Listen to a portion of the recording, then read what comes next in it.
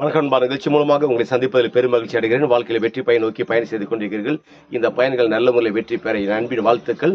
நீங்க நல்லா இருப்பீங்க. இப்ப இருக்கிறத விட 1000 மடங்கு அதிகமாக முடியும். நம்ம சேனைகளை கர்த்தர் தாமே உங்களை ஆசீர்வதித்து மிக சிறந்த நிலையில உங்களை ஆசீர்வதித்து உயர்த்துவாராக. நல்லா கவனிச்சு பாருங்க. வாழ்க்கையில நிறைய முயற்சிகள் எடுத்து நிறைய பிரயாசப்பட்டங்கள் படிப்படியாக வாழ்க்கையில் நீங்க முன்னேறி கொண்டு வரீங்க.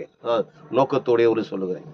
படிப்படியாக வாழ்க்கையில முன்னேறி கொண்டு ஒரு பெரிய லக்கை அடைய முடியாக பெரிய ஒரு ஆசைகள் விருப்பங்கள் இந்த உலகத்துல அந்த நோக்கத்துல நிறைவேற்றப்பட்டு ஒரு பெரிய லக்கை அடைவதற்காக நீங்க முயற்சி எடுத்துக்கொண்டு வரீங்க. ஆனா இந்த முயற்சியில் எடுத்துக்கொண்டு வருகிற இந்த நேரத்துல உங்களுக்கு விரோதமாக சில உங்களை புரிந்து கொள்ளாத மனிதர்கள் இந்த உலகத்தில் எழும்பி நின்று இந்த உலகத்துல 2 அடி அடிப்பாங்க. ஒரு மனிதன் உங்களை புரிந்து கொள்ளாம இருக்கிறவங்க உங்களை எதிரிகள். அந்த எதிரிகள் என்ன பண்ணுவாங்கன்னா உங்களை 2 அடி அடிப்பாரு. ஒண்ணு வெளியரங்கத்துல அடிக்கிறது, கத்தியாலேயோ கொம்பாலேயோ அல்லது பெரம்பாலேயோ அல்லது கையாலேயோ அடிக்கிற அடிகள், ஓகேங்களா?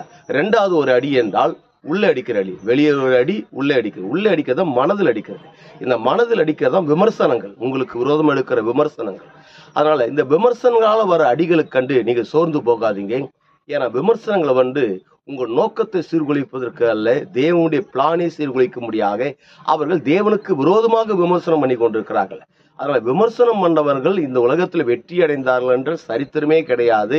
ஆனா விமர்சனங்கள் பண்ணப்பட்ட நபர்கள் இருக்கிறார்கள், அவர்கள் தான் இந்த உலகத்தில் வெற்றி அடைஞ்சிருக்கிறார்கள், அவர்கள் தான் மிகப்பெரிய சாதனை சாதித்திருக்கிறார்கள். அதனால இந்த உலகத்துல நீங்கள் கடந்து வரும்போது பெரிய நோக்கத்துக்காக வாழ்ந்து கொண்டிருக்கிறீங்க.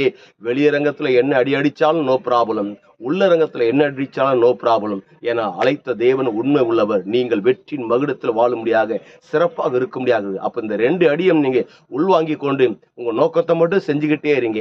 நடப்பது என்ன தெரியுமா? ஒட்டுமொத்த உலக நாடுகளுக்கு நாம் ஆண்ட இயேசு கிறிஸ்து உங்களை கடன் கொடுக்க முடியாத வைக்கிறார். நீங்கள் வற்றாத நீரூற்றை போல் இருப்பாய் என்று சொல்லி உங்களிருந்து விடைபெறுகிறேன். உங்க நண்பன் ரவி, பெரியபாளையம்.